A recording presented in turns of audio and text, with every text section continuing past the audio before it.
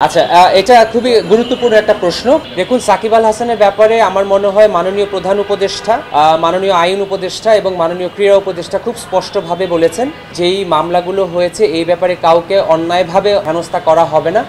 আমরা নর্মালি এটা খুবই রেগুলার প্র্যাকটিস হিসেবে দেখি। এর আগে অস্ট্রেলিয়া, তারপর ইংল্যান্ড, নিউজিল্যান্ড তাদের প্রতিনিধি দল পাঠায়, এবার সাউথ আফ্রিকা পাঠিয়েছে। খুবই রুটিন একটা রেগুলার একটা প্রোগ্রাম ছিল। যেই দুইটা ভেন্যুতে খেলা হবে সেই ভেন্যুটা পরিদর্শন, যেই হোটেলে থাকবে সেই হোটেলের পরিদর্শন এবং ওভারঅল সিকিউরিটি সিচুয়েশনটা কি আছে, আমরা কিভাবে সিকিউরিটিটা প্রদান করে থাকি এই ব্যাপারেই তারা একটা ওভারঅল সিচুয়েশন দেখে গিয়েছেন।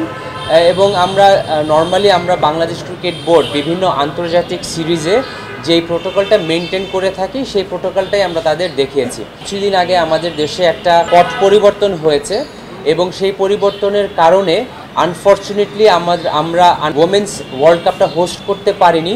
এই কারণে তাদের একটু কনসার্ন ছিল যে দেশের সার্বিক পরিস্থিতিটা কী এবং আমরা কিভাবে সার্বিক নিরাপত্তার ব্যবস্থাটা সাজিয়েছি এটা তারা দেখতে এসেছিল। ব্যক্তিগতভাবে এবং অন বিহাফ অফ বিসিবি দায়িত্ব নিয়ে এতটুকু বলতে পারি, বাংলাদেশ ক্রিকেট বোর্ড যখনই কোনো আন্তর্জাতিক টুর্নামেন্ট অর্গানাইজ করে এই ইভেন্টটা শুধুমাত্র বাংলাদেশ ক্রিকেট বোর্ডের থাকে না, এটা বাংলাদেশ গণপ্রজাতন্ত্রী বাংলাদেশ সরকার রেসপন্সিবিলিটি নেয়, বাংলাদেশের সমস্ত মানুষ রেসপন্সিবিলিটি নেয়। তো আমরা খুব দৃঢ়ভাবে বিশ্বাস করি ওভারঅল গত 2 দিনের যে আমাদের প্রোগ্রাম ছিল এই প্রোগ্রামের পর কারোরই অ্যাটলিস্ট বাংলাদেশের সার্বিক পরিস্থিতি এবং বাংলাদেশের ক্রিকেট বোর্ড এবং বাংলাদেশ গভর্নমেন্ট এজেন্সির যে নিরাপত্তা ব্যবস্থা রয়েছে এটা নিয়ে কারোরই কোনো সংশয় থাকা উচিত না বা আমি মনে করি থাকবে না ইনশাল্লাহ। আচ্ছা, এটা খুবই গুরুত্বপূর্ণ একটা প্রশ্ন। মূলত আমাদের যেই ড্রিলটা আমরা গত 2-3 দিন ড্রাই রান এবং আজকে ওয়েট রান করেছি, এইটা বাংলাদেশ ক্রিকেট বোর্ড যখনই কোনো আন্তর্জাতিক সিরিজ আয়োজন করে থাকে এইটা আমাদের একেবারে রেগুলার একটা ড্রিল। তো এই প্রিপারেশনটা আমাদের সব সময় থাকে।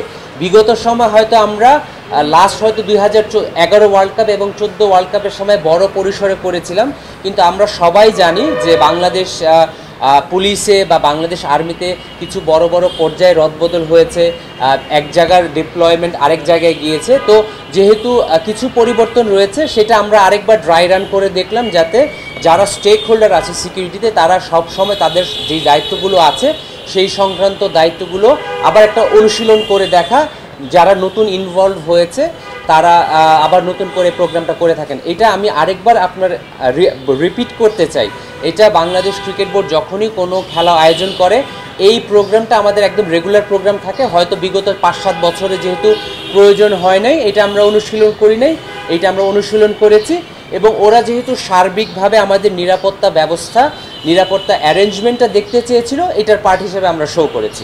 চার সদস্যের মধ্যে রয়েছে রোরি স্টেইন ছিলেন, উনি সাউথ আফ্রিকা ক্রিকেট বোর্ডের সিকিউরিটি কনসালটেন্ট, সিভুয়েলা এসেছিলেন, উনি cricket operations manager, Brian condo এসেছিলেন, উনি মূলত টিমকে সিকিউরিটি পার্সোনাল হিসেবে টিম বা সাউথ আফ্রিকার টিম যখন আসবেন তারা করবেন, এবং ফারহান বেহারদিন এসেছিলেন। ফারহান বেহারদিন কিছুদিন আগ পর্যন্ত সাউথ আফ্রিকান আন্তর্জাতিক ক্রিকেটার ছিলেন, উনি এখন সাউথ আফ্রিকা প্লেয়ার অ্যাসোসিয়েশনের অপারেশন ম্যানেজার হিসেবে এসেছেন। তারা খুবই সন্তুষ্টি প্রকাশ করেছেন।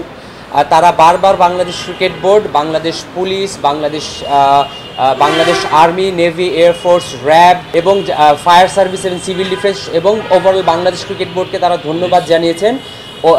এত অল্প সময়ের মধ্যে এতগুলো আয়োজন আমরা করতে পেরেছি এবং আমার তাদের সাথে কথাবার্তা বলে বা তাদের আচার আচরণ যেটুকু মনে হয়েছে তারা বেশ সন্তুষ্ট। তারা এখন দেশে ফেরত যাবেন এবং তারা ফাইনাল রিপোর্টটা দিবেন, এর মধ্যে আমরা ইন্টারনাল কাজগুলো সেরে ফেলবো ইনশাল্লাহ। দেখুন, সাকিব আল হাসানের ব্যাপারে আমার মনে হয় মাননীয় প্রধান উপদেষ্টা, মাননীয় আইন উপদেষ্টা এবং মাননীয় ক্রীড়া উপদেষ্টা খুব স্পষ্টভাবে বলেছেন বাংলাদেশ সরকার থেকে যেই ক্লিয়ার মেসেজটা আছে, যেই মামলাগুলো হয়েছে এই ব্যাপারে কাউকে অন্যায়ভাবে হেনস্থা করা হবে না এবং আমরা মনে করি সাকিবের ব্যাপারে বাংলাদেশ গণপ্রজাতন্ত্রী বাংলাদেশ এখন যে অন্তর্বর্তীকালীন সরকার রয়েছে তারা তাদের অবস্থান খুব সুস্পষ্টভাবে ব্যক্ত করেছেন। ইনজুরি সমস্যা না থাকলে এবং সিলেকশন জড়িত কোনো ইস্যু যদি না থাকে, এখন পর্যন্ত সাকিব আল হাসানের বাংলাদেশে যে হোম সিরিজ আছে এটা না খেলার কোনো কারণ আমি ব্যক্তিগতভাবে দেখছি। সিলেকশন যখন হবে তখন সিলেক্টররা টিম যখন ঘোষণা করবেন তখন কোন প্লেয়ার থাকবেন বা কোন প্লেয়ার থাকবে না সেটা সম্পর্কে আমরা জানতে পারবো। এবং অলরেডি আমাদের এখন যে অন্তর্বর্তীকালীন সরকার রয়েছেন, মাননীয় উপদেষ্টাগণরা তাদের মনোভাব এবং সরকারের মনোভাব সুস্পষ্টভাবে প্রকাশ করেছেন। আমি ব্যক্তিগতভাবে কোনো সংশয় দেখছি না। ওকে।